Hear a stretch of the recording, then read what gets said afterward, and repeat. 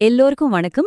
பகவத்கீதையின் 4வது அத்தியாயத்துல இருந்து சில அற்புதமான ஸ்லோகங்களையும் அதுல இருக்கிற ஆழமான ஞானத்தையும் பத்தி இன்னைக்கு நாம பார்க்க போறோம். வாங்க உள்ள போலாம். சரி, நாம ஆரம்பிக்கிறதுக்கு முன்னாடி ஒரு முக்கியமான கேள்வி. பிறப்பே இல்லாத இறைவன் இந்த பூமிக்கு எப்படி வராரு? இது ஒரு பெரிய மர்மம் இல்லையா? இதுக்கான பதில பகவான் கிருஷ்ணரே நமக்கு ரொம்ப அழகா சொல்லியிருக்காரு. அத பத்தி தான் நாம தெரிஞ்சுக்க போறோம். முதல்ல பகவான் தன்னோட தெய்வீக பிறப்பை பத்தின ரகசியத்தை எப்படி வெளிப்படுத்துறாருன்னு பார்க்கலாம். பகவத்கீதை அத்தியாயம் 4 ஸ்லோகம் 6. இந்த ஸ்லோகம் அந்த தெய்வீக ரகசியத்தை நமக்கு ரொம்ப தெளிவா விளக்கப் போகுது. அஜோபி சன் அவ்யயாத்மா பூதானாம் ஈஸ்வரோபி சன் பிரகிருதிம் ஸ்வாமதிஷ்டாய சம்பவாம்யாத்மமாயயா. இதுக்கு என்ன அர்த்தம்னா, பகவான் சொல்றாரு, நான் பிறக்காதவன், என்னோட தெய்வீகமான உடல் எப்போரும் அழியாது, நான் தான் எல்லா உயிர்களுக்கும் இறைவன். ஆனா அவரோட சொந்த சக்தியால அவரோட உண்மையான ரூபத்துல அவர் தோன்றாரு. இது நம்மள மாதிரி ஒரு உடலை விட்டு இன்னொரு உடலுக்கு போற மாதிரி சாதாரண பிறவி கிடையாது. இது முற்றிலும் தெய்வீகமான ஒரு நிகழ்வு. ஓகே, பகவான் எப்படி தோன்றாருன்னு இப்போ நமக்கு தெரியும். ஆனா அவர் ஏன் தோன்றுகிறார், அதுக்கான காரணத்தை புரிஞ்சுக்கலாம் வாங்க. இப்போ 7வது ஸ்லோகம். இதுல பகவானோட அவதாரத்துக்கான நோக்கம் என்னன்னு தெளிவா சொல்லப்பட்டிருக்கு. யதா யதா ஹி தர்மஸ்ய க்ளானிர்பவதி பாரத அப்யுத்தானமதர்மஸ்ய ததாத்மானம் ஸ்ருஜாம்யஹம். இது கீதையில நம்ம எல்லாருக்குமே தெரிஞ்ச ஒரு ரொம்ப பிரபலமான ஸ்லோகம்.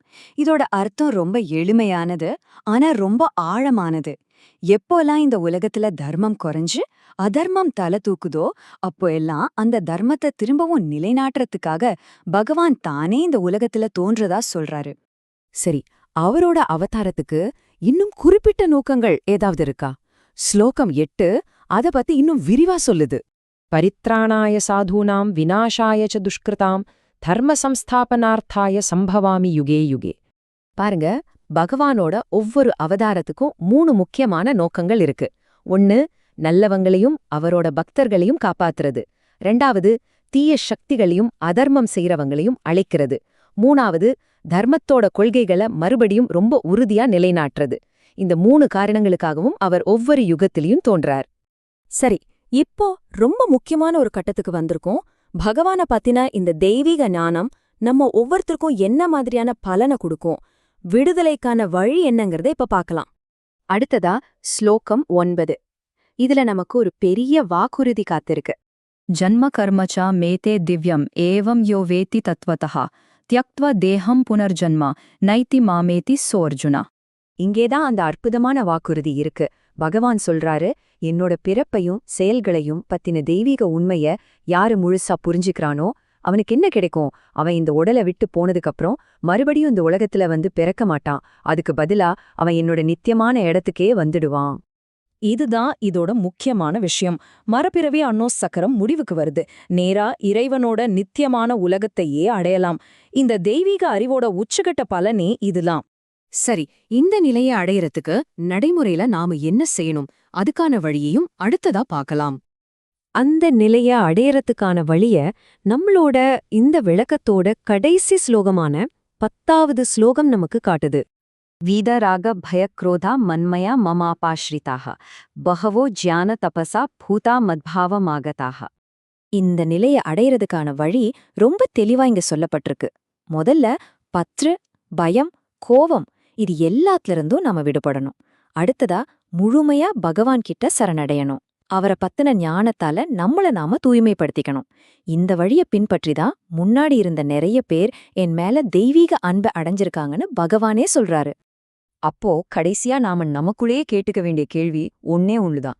இந்த தெய்வீக உண்மையை உணர்ந்து அந்த விடுதலை அடைய நாம தயாரா இருக்கோமா? இந்த காணொளியை கண்டதற்கு நன்றி. ஞான்கோஷ் ஒரு பன்மொழி தொலைக்காட்சி ஆகும்.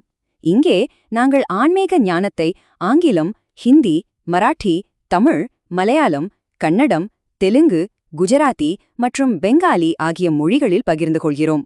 மேலும் பல முக்கிய மொழிகளும் விரைவில் வரவுள்ளன.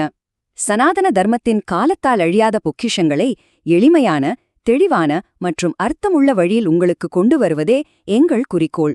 எங்கள் தொலைக்காட்சியில் ஸ்ரீமத் பாகவதம், பகவத்கீதை, சௌந்தர்ய லஹரி, லலிதா சஹஸ்ரநாமம், தெய்வத்தின் குரல், மகாராஷ்டிராவின் மகான்கள், வங்காளத்தின் மகான்கள் மற்றும் ஆதிசங்கரரின் தெய்வீக அவதாரத்தின் கதை ஆகியவற்றின் தினசரி காணொளிகளை காணலாம்.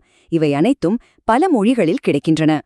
எங்கள் உள்ளடக்கம் உங்களுக்கு மதிப்புமிக்கதாக தோன்றினால் தயவு செய்து ஞான்கோஷ் தொலைக்காட்சியை பதிவு செய்யவும். இதன் மூலம் எங்கள் தினசரி காணொளிகள் குறித்த அறிவிப்புகளை பெறுவீர்கள். இந்த தெய்வீக ஞானத்தை உங்கள் குடும்பத்தினர், நண்பர்கள் மற்றும் சமூகத்தினுடன் விரும்பவும், பகிரவும் மற்றும் பரப்பவும் மறவாதீர்கள். சனாதன தர்மத்தின் ஒளியை நாம் அனைவரும் ஒன்றிணைந்து பிரகாசிக்கச் செய்வோம்.